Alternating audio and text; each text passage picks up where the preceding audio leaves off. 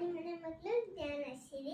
ನಾನು ದಸರಾ ಹಾಲಿಡೇಸ್ ಅಂತ ಬ್ಯಾಂಗ್ಳೂರಿಂದ ಪಾಂಡುಪುರಕ್ಕೆ ನಮ್ಮ ತಾತನ ಮನೆಗೆ ಬಂದಿದ್ದೆ. ನಾನು ವಾಕಿಂಗ್ಗೆ ಅಂತ ನಮ್ಮ ಪುಟ್ಟರಾಜು ತಾತ ಕಟ್ಟಿಸಿದ ಪಾರ್ಕ್ಗೆ ಹೋಗಿದ್ದೆ.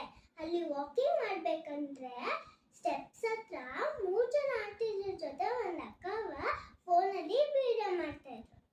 ನಾನು ಆ ಕ್ಯೂರಿಯಾಸಿಟಿಗೆ ಅಲ್ಲೇ ನಿಂತ್ಕೊಂಡು ನೋಡ್ತಿದ್ದೆ.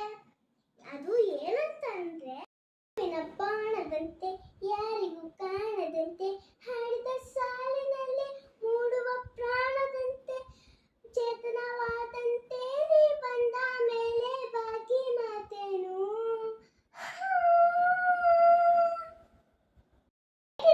ಸಖತ್ತಾಗಿತ್ತ.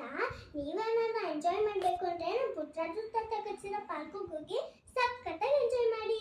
ಹಾಗೆ ಒಂದಂತೂ ಮರಿಬೇಡಿ, ಲೈಕ್ ಮಾಡಿ, ಶೇರ್ ಮಾಡಿ, ಕಮೆಂಟ್ ಮಾಡಿ, ಹಾಗೆ ಬೆಲ್ ಐಕಾನ್ ಅಂತೂ ಮಡಿಲೇಬೇಡಿ.